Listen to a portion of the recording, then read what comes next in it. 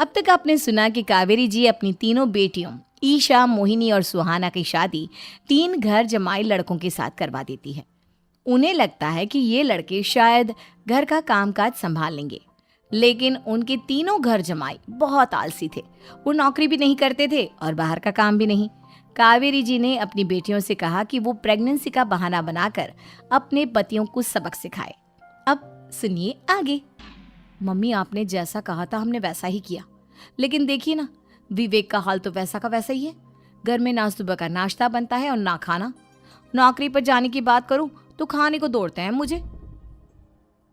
हाँ मम्मी, मैंने भी सुमित को कितनी बार कहा कि अगर नौकरी नहीं करनी तो कोई छोटी सी दुकान ही खोल लो। घर का खर्चा कैसे चलेगा? देखो दोपहर के 12 बजने आए और जनाब अभी तक सो रहे हैं। हाँ मम्मी, ईशा और सुहाना ठीक कहती हैं। अविनाश का भी यही हाल है। जब मैंने अपनी प्रेगनेंसी के बारे में कहा तो मुझसे कहने लगा, अरे दूसरी लड़कियां तो 9-9 महीने तक नौकरी करती है, बस डिलीवरी के टाइम छुट्टी लेती है। मोहिनी, तुम भी नौकरी करो।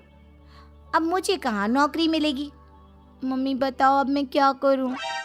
हे भगवान, क्या सोचकर घर जमाई दामाद लाई थी मैं कि मेरी बेटियां मेरे पास रहेंगी और खुश रहेंगी, लेकिन इन आलसी दामादों ने तो हमारी जिंदगी को भी प्रॉब्लम में डाल दिया है।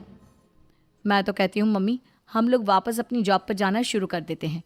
बता देते हैं इन लोगों को कि हमने प्रेगनेंसी का बहाना किया है। नहीं नहीं बेटा, ऐसी गलती भी मत करना। अगर तुमने ऐसा किया तो इन तीनों की आदत और खराब हो जाएगी। अरे आज नहीं तो कल कभी तो तुम प्रेग्नेंट होगी, तब वापस यही प्रॉब्लम आएगी। तब क्या करोगी तुम तीनों? हाँ मम्मी, आपकी बात तो बिल्कुल सही है। इन लोगों को तो सुधारना ही पड़ेगा। लेकिन कैसे? अपने बच्चों के आने की खबर सुनकर भी इन लोगों पर कोई असर नहीं हो रहा। पैसे कमाने के लिए घर से बाहर निकलना ही नहीं चाहते ये तीनों। अब मेरे दिमाग में एक प्लान आया।